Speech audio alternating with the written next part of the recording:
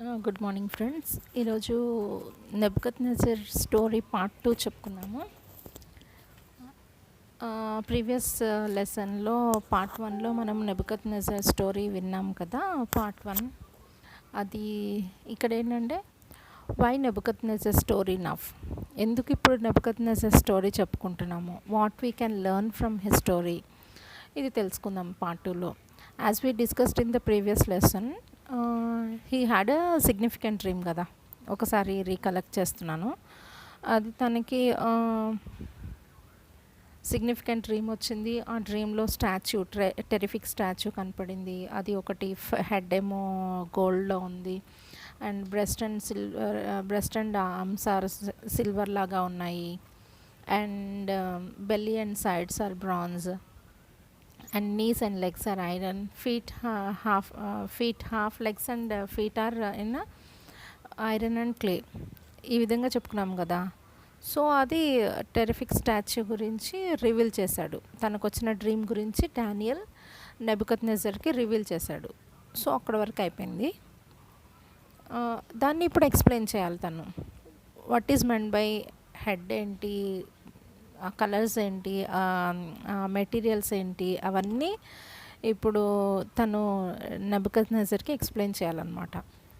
ఈ నెబుకద్నెజర్ని ఎప్పుడు కింగ్స్ అంటే అందరికన్నా పెద్ద కింగ్స్కి హైలో ఇతన్ని కంపేర్ చేస్తారనమాట. అంటే కింగ్స్ ఆఫ్ కింగ్స్, అందరికన్నా హెడ్ కింగ్ లాగా చెప్తారు. ఎందుకంటే he was a strong person. చాలా చాలా కాన్ఫిడెంట్గా తను ఏది చేస్తున్నా కానీ కాన్ఫిడెంట్గా ఎంతమందినైనా కొట్టగలడు, ఎంతమందినైనా తీసుకురాగలడు. తను చాలా స్ట్రాంగ్గా ఆ ఎంపైర్లో ఉన్నప్పుడు బాబిలోన్ ఎంపైర్ మొత్తాన్ని చాలా ఒక సిస్టమాటిక్ వేలో తను క్రూయల్గా ఉన్నా కానీ చాలా స్ట్రాంగ్ పర్సనాలిటీగా ఉన్నాడనమాట. సో అందుకు అతన్ని లయన్తో కంపేర్ చేస్తారు. అంతేకాకుండా పక్షిరాజుతో కంపేర్ చేశారనమాట బైబిల్లో. సో హెడ్ గోల్డ్ అంటే ఏంటి, ఇక్కడ head is made up of with gold అని కనపడింది కదా డానియల్కి. అది ఏంటంటే ద కింగ్ నెబుకద్నెజర్, అది ఆ రాజ్యము బాబిలోన్ అనమాట. బాబిలోన్ గురించి హెడ్ చూపిస్తుంది. అంటే ఫస్ట్ బాబిలోన్ చెప్తాడు. ఈ ఫైనల్ డేస్ గురించి గాడ్ మనకి 600 BCలోనే ఎండ్ ఆఫ్ ద డేస్లో ఏం జరుగుతుంది, సిగ్నిఫికెన్సెస్ అన్నీ మనకి చూపింటారు. ఇప్పుడు జరుగుతున్న ఇప్పుడు వస్తున్న ఈ కరోనా వైరస్ కానీ, ఇంకా బ్లడ్ మూన్గా 2018 జూలైలో అనుకుంటా మనము బ్లడ్ మూన్ని చూసాము, రెడ్ కలర్ మూన్. ఇవన్నీ బైబిల్లో ముందు చెప్పారు గాడ్. పెద్ద సునామీ లాంటివి వస్తాయని, ఇట్లా కొన్ని సిగ్నిఫికెన్సెస్ గాడ్ మనకి ముందు చెప్తున్నారు. These are the significances while before coming అనమాట. దాన్ని రాకముందు ఇవన్నీ జరుగుతున్నాయి అంటే మనం ఎండ్ ఆఫ్ ద డేస్లో ఉన్నాము అని గ్రహించమని అర్థం. So wise persons can only understand this. ఇది మనం తెలుసుకోవాలి. ఇది కూడా మళ్ళీ గాడ్ ఏ రాజ్యము ఏది ముందు వస్తుంది ఏంటి అనేది ఈ నెబుకద్నెజర్ డ్రీమ్ ద్వారా 600 BCలోనే రివీల్ చేశారు. అది ఏంటంటే లయన్. తను లయన్ కదా, నెబుకద్నెజర్ని లయన్తో ఇంకా పక్షిరాజుతో పోల్చారు. అండ్ ఇంకా అది బాబిలోన్లో గోల్డ్ మేబీ దొరుకుతుండొచ్చేమో. సో అందుకు Babylon is the first place. బాబిలోన్ని ఈ కింగ్తో కంపేర్ చేశారు. సో ఆఫ్టర్ హిస్ డెత్ అతను డానియల్ చెప్తున్నాడు, రాజా మీరు చనిపోయిన తర్వాత ఇంకొక రాజ్యం లెగుస్తుంది. అది వచ్చి బేర్ లాగా ఉంటుంది అన్నాడు. బేర్ అంటే ఎలుగుబంటి. So breast and arms are silver. Breast and arms are silver. ఇవి ఏ దేశాలంటే మాదియా అండ్ పార్షియా దేశాలు. ఇవి మాదియా అండ్ పార్షియా. ఎందుకు అంటే ఈ మాదియా అండ్ పార్షియా దేశాలు దానికన్నా వైడ్ రేంజ్ ఆఫ్ ఏరియా ఉంటుంది, but speed is very low. బాబిలోన్కి కంపారిజనే లేదు, కానీ బాబిలోన్ కన్నా ఏరియాలో వైడర్ రేంజ్లో ఉంది, బట్ స్పీడ్ ఈజ్ వెరీ లో. అది అందుకు అట్లా కంపేర్ చేశారనమాట. ఇదంతా మనం ఎక్కడ చూడగలము అంటే ద బుక్ ఆఫ్ డానియల్ 7:4.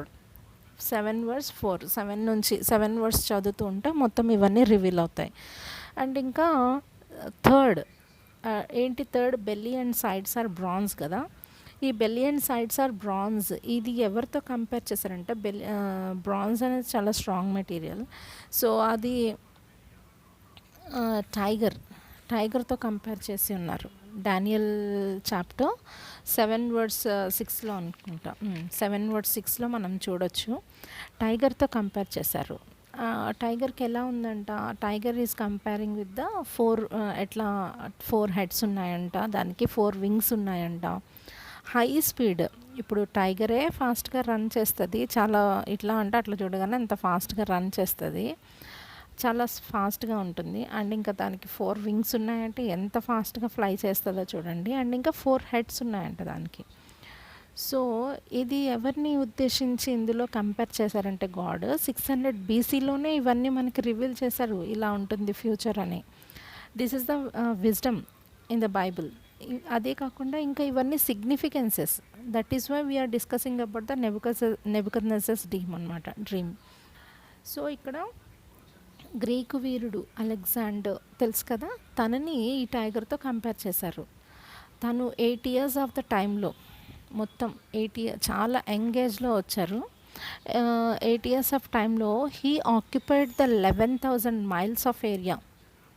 ఎంత అంటే ఎంత స్ట్రాంగెస్ట్ పర్సన్ ఆఫ్టర్ దట్, ఎవరు నెబుకద్నెజర్ తర్వాత ఉన్న strongest person and cruel also.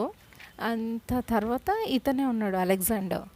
So ఎంత ఆక్యుపై చేశాడు, 11,000 miles హీ ఆక్యుపైడ్ అనమాట. బట్ ఆఫ్టర్ హిస్ డెత్, అంటే 32 yearsకే తను చనిపోయారు. But we knew that story అనుకుంటా, అలెగ్జాండర్ ఇలా ఎంత ఆక్యుపై చేసి కూడా బట్ ఫైనలీ హీ డజంట్, తను ఏమీ తీసుకెళ్ళలేకపోయాడని తన చేతుల్ని బయట పెట్టించి అట్లా చెప్పాడు కదా. సో ఇది అంత స్టోరీ హిస్టారికల్గా మనందరికీ తెలుసు. ఇక్కడ ఏంటంటే ఎందుకు గాడ్ తనని చెప్తున్నారు ఇక్కడ, తన గురించి టైగర్తో ఎందుకు కంపేర్ చేశారంటే తను చాలా ఫాస్ట్గా ఉన్నారని. అండ్ ఇంకా తన 4 heads దేనికి సింబాలిక్గా చెప్తున్నారంటే తనతో ఉన్న సైన్యాధిపతులు, తన పక్కన ఎవరైతే ఉన్నారో తను ఆక్యుపై చేసిన ప్లేసెస్ అన్నిటినీ ఈ 4 సైన్యాధిపతులు షేర్ చేసేసుకున్నారు, 4 రాజ్యాలు. అది 4 headsకి సూచిస్తుంది అనమాట. అండ్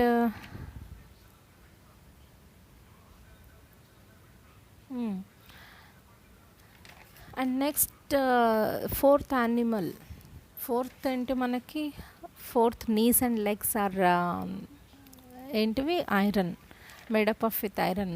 ఐరన్ కన్నా ఎవరినైనా దాని ఐరన్ అందరినీ చితక్కొట్టేస్తుంది, మిగిలిన దేశాలను అన్నిటిని తొక్కేస్తుంది అనమాట. ఈ ఐరన్ ఎవరిని కంపేర్ చేసి చెప్పారంటే knees and legs are made by iron. ఇది ఎవరిని ఉద్దేశించి గాడ్ చెప్పారంటే రోమన్స్, ఐరన్ రోమన్స్ గురించి చెప్పారనమాట.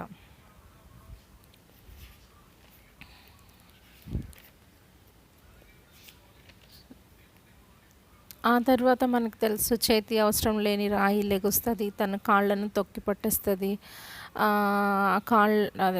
కాళ్ళని విరక్కొట్టి పడేస్తుంది. అంటే రాజ్యములన్నిటికీ అధికారముగా దేవుని రాక వస్తుంది. సో దేవుడు దిగి వచ్చి ఇవన్నీ పడేసి తన రాజ్యంను నిలబెట్టుకుంటారనమాట. అండ్ ఇంకొకటి ఫీట్కి ఉన్న అవి ఉన్నాయి కదా ఫింగర్స్, ఇది ఒకటి చూపిస్తుంది. 5th యానిమల్ ఏంటంటే అది 5th ఏం చెప్పాలి అంటే clay, 3/4 of clay and 3/4 of iron అని డిస్కస్ చేసాం కదా. సో ఈ ఐరన్ అండ్ క్లే కంపారిజన్ ఒకదానికి అంటే ఒక్కదానిలోంచే 10 members, 10 ఎవరు అక్కడ నుండే మనకి ఈ European divided into European countries లాగా అనమాట. ఇక్కడ ఈ రోమన్ ప్రభుత్వం నుంచే, ఈ గవర్నమెంట్ నుండే ఈ యాంటీక్రైస్ట్ వస్తాడని ఒక వాక్యము. అది మనం ఎక్కడ చూడొచ్చు అంటే చాలా ప్లేసెస్లో దాని గురించి వివరించారు మనకి బైబిల్లో. క్రీస్తు విరోధి, 1 యోహాను సువార్త 2 verse 18లో చూడొచ్చు. బాబెల్ కింగ్ గురించేమో యెషయా 14:4 గురించి చెప్తారు. ఎట్లా అంటే తేజో నక్షత్రమా వేకువ చొక్క అంటే ఆకాశం నుండి దాన్ని పడేస్తున్నట్లు చెప్తారు గాడ్. ఇది డివోషనల్గా చూస్తే that this comparison is belongs to సాటన్కి మనము కంపేర్ చేసుకొని చెప్పొచ్చు. బట్ బట్ హిస్టారికల్గా చూస్తే ఇది కంపారిజన్ ఎవరి కోసం అంటే బాబెల్ కింగ్ గురించి ఉంటుంది, అంటే నెబుకద్నెజర్. అండ్ ఇంకా చిన్న కొమ్ముతో పోల్చబడ్డాడు. ఎవరు ఈ యాంటీ క్రైస్ట్ అనే అతను చిన్న కొమ్ముగా చెప్పారు. ఎక్కడ డానియల్ చాప్టర్ 7 వర్డ్స్ 8 and 9 దానిలో ఉంటుంది చిన్న కొమ్ము. ఈ మృగము ఇవన్నీ రెవల్యూషన్ చాప్టర్లో చూస్తాము. 13:1 ప్రకటనల గ్రంథము 13:1, డానియల్ 8:23. చేతి సహాయము లేని ఒక రాయి వస్తుంది. ఆ రాయి అన్ని రాజ్యాలను పడగొట్టి ఏం చేస్తుంది, తన రాజ్యంలో నిలబెట్టుకుంటుంది. అదే జీసస్ అన్నమాట. ఇవన్నీ జరుగుతాయి. ఇవన్నీ ముందు గాడ్ చెప్పారు. ఇవన్నీ చూడగానే ఇది జీససే లేరు, ఇదంతా ఏం జరుగుతుంది అండ్ క్రైస్ట్కి విరోధంగా జరుగుతుంది. సో ఇది సాటన్ అనుకుంటూ ఉంటుంది నేనే గెలుస్తున్నానని. But end of finally who will win అంటే ఎవరు గెలుస్తారు అంటే జీసస్ విల్ తను వస్తారు, తన రాజ్యాన్ని తను నిలబెట్టుకుంటారు అనమాట. ఇది this the interpretation of the dream. ఇది గాడ్ మనకి అప్పుడే చెప్పారు. అండ్ ఇంకా ఇది ఒక స్టోరీ. అయితే జర్మయా ఉంటారు. ఈ జర్మయా ఏం చెప్తారంటే ఇన్ని రాజ్యాలని పడేశాడు కదా కింగ్ నెబుకద్నెజర్. అది నెబుకద్నెజర్ని లయన్తో పోల్చారు. తనకు ఒక వింగ్స్ ఉన్నాయని చెప్పారు. పక్షిరాజులాగా ఉన్నాడు, కానీ తనకి మానవ హృదయం ఉంది. తర్వాత మానవ హృదయం వల్ల తన రాజ్యంని నిలబెట్టుకుంటాడు అని ఉంది.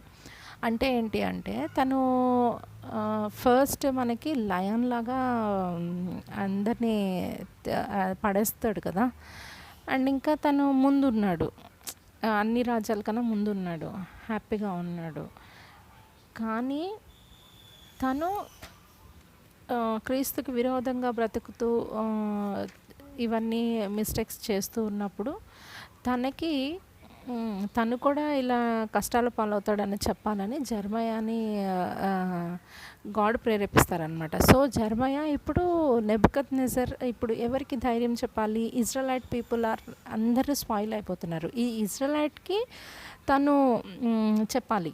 ఈ ఇజ్రాయలైట్స్కి ఏమని చెప్పాలి? ఈ నెబుకద్నెజర్ మీరు భయపడకండి, ఈ నెబుకద్నెజర్ కొన్ని రోజుల్లో ఉండడు, తనకు కూడా పతనం రావాల్సి ఉంది కదా అని చెప్పాలి. కానీ జర్మయా ఇవన్నీ డైరెక్ట్గా చెప్తే బ్రతుకుతాడా? ఈ ఫ్యూచర్లో రాయాల్సిన ఈ బుక్స్ అన్నీ ఆగిపోతాయి కదా. బైబిల్లో అతను రాసినవి ఉన్నాయి కదా. ఇవన్నీ ఫ్యూచర్లో ఇంకా అతని స్టోరీ ఈ జర్మయా రాస్తున్నాడు. ఈ రాస్తున్న టైంలో ఇది అతను రివీల్ అవుతుంది. తను ఎలా చెప్పాలి? ఇండైరెక్ట్గా చెప్పాలి. ఎవరికి చెప్పాలి? దిస్ లెటర్ హ్యాస్ టు ఇది ఎవరికి రాస్తున్నాడు? ఇజ్రాయలైట్స్కి రాస్తున్నాడు. ఈ ఇజ్రాయలైట్స్కి ఇండైరెక్ట్గా ఈ నెబుకద్నెజర్ గురించి ఇంకా మీరు భయపడాల్సిన అవసరం లేదు, తన రాజ్యం అంతమైపోతుంది అని చెప్పేసేయాలి. కానీ ఇలా చెప్తే డైరెక్ట్గా నెబుకద్నెజర్ చచ్చిపోతాడు, ఫ్యూచర్లో ఉండదు, తన రాజ్యం పడిపోతుంది అని చెప్తే ఊరుకుంటాడా నెబుకద్నెజర్? అయిపోతుంది జర్మయా. కానీ జర్మయాకి భయంతో ఏమీ తన భయంతో ఏమీ నెబుకద్నెజర్ అంటే భయపడి తనేమీ సైలెంట్గా అతనికి డైరెక్ట్గా చెప్పకుండా ఆగలేదు. తను పడిన కష్టాలకి అది ఎంతో సఫర్ అయ్యాడు జర్మయా తన లైఫ్లో. అవన్నీ ఇవేం కొత్త కాదు తనకి. తన సఫర్ అయిన లైఫ్కి ఇతను ఏదో చేస్తాడనే భయం అతనికి లేదు. కానీ ఫ్యూచర్లో చేయాల్సిన గాడ్ కోసం చేయాల్సిన ఈ ప్లాన్స్ అన్నీ తన వల్ల జరగాల్సినవి ఉన్నాయి కదా, అవన్నీ ఆగిపోతాయి అనే దానితోనే తను ఇండైరెక్ట్గా చెప్పాల్సి వచ్చింది. ధైర్యం లేకైతే కాదు. ఇండైరెక్ట్గా ఎలా చెప్తున్నారు? అది ఫస్ట్ మనకి హిబ్రూ లాంగ్వేజ్ గురించి తెలియాలి. ఎలా ఇప్పుడు ఇజ్రాయలైట్స్కి చెప్పాలి, కానీ ఒక కోడింగ్ లాంగ్వేజ్లో చెప్తాడు. ఎలా అంటే ఫర్ ఎగ్జాంపుల్ యూజువల్లీ మనము తెలుగు, ఇంగ్లీష్ అండ్ హిందీ ఎలా రాస్తాము, రైటింగ్ స్టైల్ ఎలా ఉంటుంది, లెఫ్ట్ నుంచి రైట్కి రాస్తాము. This is the style of writing no. అది Hebrew and Arabic and Urdu ఇట్లాంటి కంట్రీస్లో ఇలాంటి లాంగ్వేజెస్ ఎట్లా రాస్తారు, రైట్ నుంచి స్టార్ట్ చేసి లెఫ్ట్కి వెళ్తారు. That is the style of writing అనమాట. సో ఇప్పుడు హిబ్రూ లాంగ్వేజ్ ఇక్కడ ఒక జర్మయా ఒక కోడ్ని ఇంట్రడ్యూస్ చేశాడు. అది ఆల్రెడీ జియోస్కి తెలుసు, వాళ్ళకి తెలుసు, ఇజ్రాయలైట్స్కి వాళ్ళందరికీ హిబ్రూ లాంగ్వేజ్ యూదులకి తెలుసు. సో వారికి చెప్పాలి. ఎలా చెప్తాడు, that is ad bash code అనమాట. అడ్ బ్యాష్ కోడ్ అంటే నేను నెక్స్ట్ వీడియోలో మీకు చెప్తాను. అడ్ బ్యాష్ కోడ్ అనేది అతను ఎలా ఆ కోడ్ని పెట్టి బైబిల్లో ఎలా ఏం చేశాడు అనేది నేను నెక్స్ట్ వీడియోలో మీకు చూపిస్తాను.